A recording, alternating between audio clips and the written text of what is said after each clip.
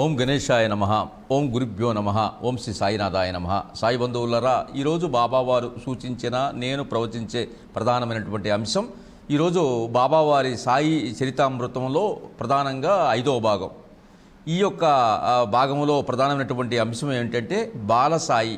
మొట్టమొదటిగా బాబావారు షిరిడీలోకి ఎప్పుడు ప్రవేశించారు అనే ఆ విషయం గురించి కాస్త తెలుసుకునే ప్రయత్నం చేద్దాం. బాబావారు మనం బాబావారు అనుకున్నట్లుగా పత్రి అనే గ్రామంలో దేవగిరి వారి దంపతులకు జన్మించినప్పటికీ కూడా వారు ఒక ముస్లిం ఫకీర్కి ఆ బాలుడిని చిన్నప్పుడే ఇవ్వడం, అక్కడ ఒక 4 సంవత్సరాలు ఆ ముస్లిం బాలుడు పెంచి తర్వాత దౌలత్ షా అని చెప్పేసి ఆ ఫకీర్ పెంచి తర్వాత ఎంకుషా అనేటువంటి మరో గురువుకి, హిందూ గురువుకి ఆ బాలుడిని అప్పచెప్పితే ఆ బాలుడు అక్కడ 12 సంవత్సరాల పాటు ఉండి ఆ తర్వాత అక్కడి నుంచి గురువు అనుగ్రహంతో బయటికి రావడం ఇవన్నీ జరిగాయి.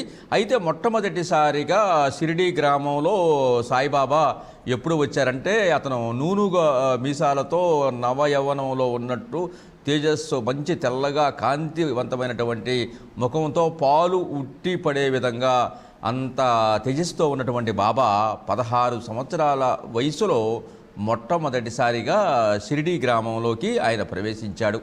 అసలు షిరిడీ గ్రామానికి బాబాకి ఉన్నటువంటి ఒక గొప్ప అనుబంధము, సంబంధము, ఒక గొప్ప అదృశ్యమైన శక్తి ఒకటి ఉంది. అయితే మనకి ఇక్కడ షిరిడీ అనేది ఎక్కడ ఉందయ్యా అని చెప్పేసి మన సాయి బంధువులకి అనుకోవచ్చు. ప్రధానంగా మహారాష్ట్రలోని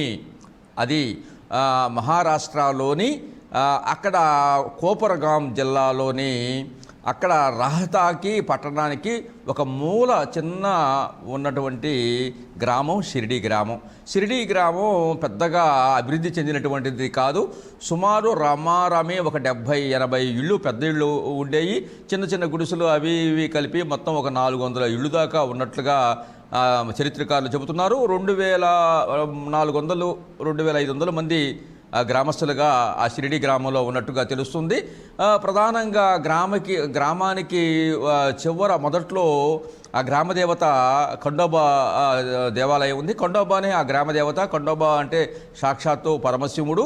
తర్వాత గ్రామం మధ్యలో పాండురంగ విఠల్ దేవాలయం ఉంది. ఇవి కాకుండా షిరిడీ గ్రామంలో విఘ్నేశ్వరుడు, తర్వాత శనేశ్వరుడు, మారుతి, తర్వాత లక్ష్మీదేవి, ఇటువంటి ఆలయాలు కూడా ఆ గ్రామంలో ఉన్నాయి. ఆ గ్రామంలో పెద్దగా నీటి పంపులు కానీ లేకపోతే నీటి వసతి కానీ పెద్దగా లేవు. కేవలం 2 బావులు మాత్రమే ఉండేవి. కరెంటు, విద్యుత్ సౌకర్యం కూడా ఉండేది కాదు. ఎప్పుడన్నా ఒకసారి ఆ గ్రామానికి దూర ప్రాంతం నుంచి ఒక బడ్ల బండి అది వచ్చేది. అక్కడ పెద్దగా సదుపాయాలు కూడా లేవు. అన్ని కులాల వాళ్ళు ఆ షిరిడీ గ్రామంలో నివసించేవారు. అయితే ప్రధానంగా ఆదివారం పూట ఆ గ్రామంలో సంత జరిగింది. ఆ సంతకు మాత్రం రకరకాల ఊళ్ళ నుంచి వచ్చి అనేక పదార్థాలు అమ్ముతూ ఉంటారు. ఆ సంత రోజే షిరిడీ గ్రామం వాసులకి ఒక కన్నుల పండుగ, అన్ని వస్తువులు దొరుకుతూ ఉంటాయి. ఈ రకంగా షిరిడీ గ్రామం చాలా సర్వసాధారణంగా, చాలా మామూలుగా, చాలా చిన్న కుగ్రామం. అటువంటి షిరిడీ గ్రామంలో బాబావారు మొట్టమొదటిసారిగా ఎప్పుడు ప్రవేశించారు అనే విషయాన్ని గురించి మనం కాస్త తెలుసుకుందాము. ఆయన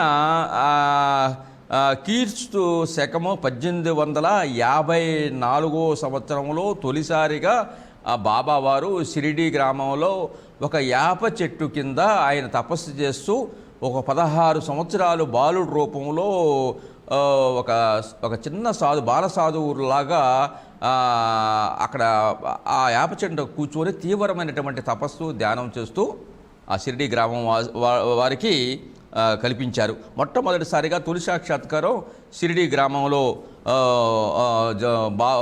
బాలసాయి కనిపించినటువంటి దృశ్యం అది. ఆ బాలుడు చాలా చురుకుదనంగాను, తర్వాత చాలా చక్కగాను, చాలా అందంగాను ఉండి మరోపక్క కఠినమైనటువంటి ఒక నిష్ఠాగరిష్టలతో తపస్సు చేస్తూ ఎప్పుడూ కూడా దైవ ధ్యానంలో నిమగ్నమయ్యేవాడు. షిరిడీ గ్రామం వాసులు మొట్టమొదటగా ఆ బాలుడిని నానా చోప్దర్ తల్లి, ఆ షిరిడీ వాసి అయినటువంటి ఒక వృద్ధురాలు తొలిసారిగా ఆ ఇంటి ముందు యాప చెట్టు దగ్గర కూర్చున్నటువంటి ఆ బాలుడిని చూసి చాలా ఆశ్చర్యపోయింది. ఎందుకంటే ఆ బాలుడు చాలా పాలుగారేటువంటి వయసులో ఉన్నాడు. చాలా లేతగా, ముఖం కాంతివంతంగా, తెల్లగా, అందంగా, మంచి గొప్ప తేజోమైనటువంటి వర్చస్సు కనిపిస్తుంది ఆ ముఖంలో. తర్వాత అదేవిధంగా కాషాయిలో ఉన్నటువంటి సన్యాసి రూపంలో ఉన్నటువంటి ఆ బాలుడు నిరంతరం కూడా తపస్సు, ధ్యానము, కళ్ళు మూసుకొని తపస్సు చేస్తూ ఉండేవాడు. తర్వాత పగలు ఎవరిని పలకరించేవాడు కాదు. రాత్రిపూట కూడా ఎక్కడ ఉండేవాడో, ఏం తినేవాడో కూడా ఎవరికి తెలిసేది కాదు. ఎప్పుడూ కూడా తపస్సు, ధ్యానం చేస్తూ ఆ బాలుడు అక్కడ సాక్షాత్కరిస్తాం. చాలామంది ఆశ్చర్యపోయారు. అయితే రాత్రి వేళ కూడా ఎవరు ఆయన పడుకుంటానికి ఎవరిని ఆశ్రయించడం కానీ, ఎవరింట్లో ఉండటం కానీ ఆ బాలుడు ఎప్పుడూ చేయలేదు. అయితే ఆ బాలుడిని ఒక్కసారి ఆ ముఖము, ఆ తేజస్సు చూస్తే మళ్ళీ మళ్ళీ చూడాలన్నటువంటి అంత ఆ గొప్ప ఒక ఆకర్షణమైన, తేజోవంతమైన ఒక ఆధ్యాత్మిక శక్తి తొలికిసలాడేది. తర్వాత ఆ తొలి చూపులోనే ఆ బాలుడు ఒక గొప్ప, ఆ బాలుడిలో ఏదో ఒక శక్తి దాగి ఉన్నదని షిరిడి గ్రామం వాసు వాళ్ళకి తెలిసింది. ఒక మహాయోగిగా ఆ బాలుడు కనిపించారు. అయితే ఈ బాలుడు ఎక్కడి నుంచి వచ్చాడు? ఇంత లేత వయసులో ఈ బాలుడికి ఇంత ఆధ్యాత్మిక శక్తి ఎలా అలవడింది? ఈ ధ్యానంలో ఎలా కూర్చుంటున్నాడు? ఎవరు ఈ బాలుడు? అసలు ఎక్కడి నుంచి వచ్చాడు? ఈ శక్తి ఎక్కడిది? ఎవరితో మాట్లాడలేదు, ఏదో ఒక గొప్ప కారణ జన్మకుడు అయ్యాడని ఇలాగా షిరిడీలో ఉన్నటువంటి గ్రామస్తులు తలా ఒక రకంగా అనుకుంటున్నారు, ఆశ్చర్యపోతున్నారు, విస్తుపోతున్నారు. వారిలో వారే చర్చించుకుంటున్నారు మన సాయిబాబా బాలసాయి గురించి. అయితే బాలసాయి గురించి వివరాలు ఎవరికీ తెలియట్లేదు, ఎవరు చెప్పడానికి కూడా అక్కడ అవకాశం దొరకలేదు. ఆ బాలుడు అట్లానే ఆ బాలుడిని ఏదడిగినా కూడా ఒక చిరునవ్వు నవ్వి తప్ప జవాబు ఏది కూడా చెప్పేవాడు కాదు. తర్వాత ఆ బాలుడిని ఏదైనా గుచ్చి అడిగితే ఒక్కసారి ఆ ముఖంతో వాడి వైపు చూస్తే ఆ తేజస్సుకి వాడు తట్టుకోలేక కామైపోయేవారు. తర్వాత ఆ బాలుడు మరి ఎక్కడి నుంచి వచ్చాడో, అతను పుట్టిన ఊరేవో, అతని తల్లిదండ్రులు ఎవరో, ఏ ఊరి నుంచి వచ్చారో, గోత్రాలు, కులము ఏంటో ఎవరికి ఏమీ తెలిసేది కాదు. బాలుడిని అడిగినా కూడా సమాధానం ఇచ్చేవాడు కాదు. ఆ బాలుడు నిరంతరం మాత్రం ఆ యాప చెట్టు కింద కూర్చొని ధ్యానం, తపస్సు చేస్తూ ఉండేవాడు.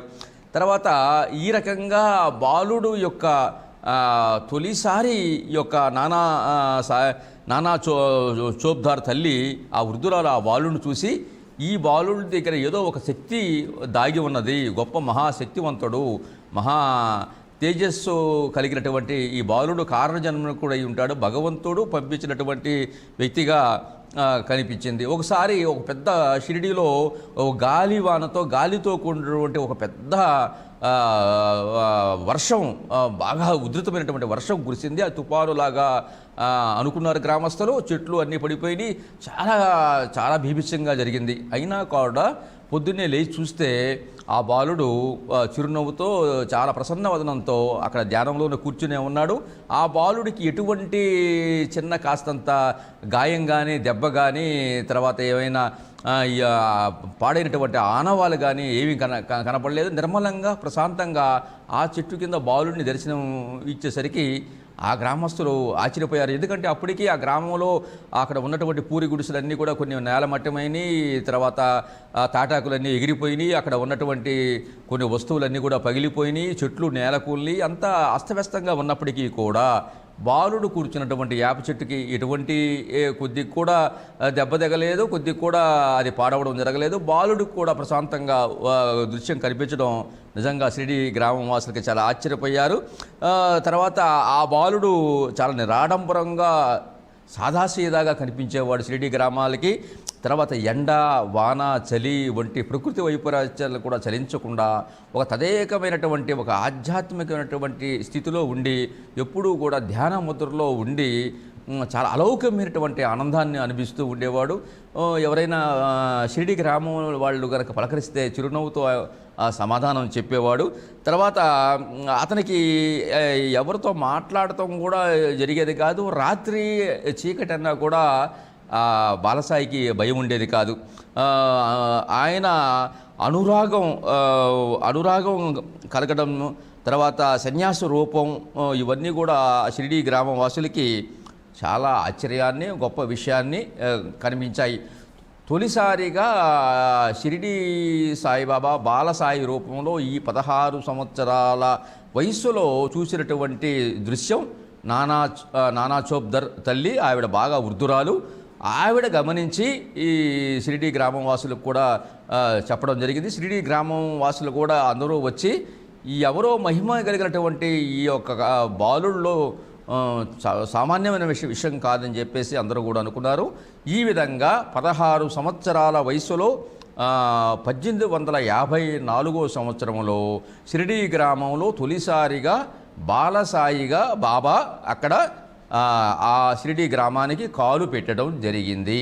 ఈ విషయాన్ని భగవద్భక్తులు మనం జ్ఞాపకం తెచ్చుకొని తొలి బాబాకి షిరిడీకి ఉన్నటువంటి ఆ అనుబంధంతో మొదటిసారిగా 16 సంవత్సరాల వయసులో ఆ షిరిడీ గ్రామంలో ప్రవేశించడం జరిగింది.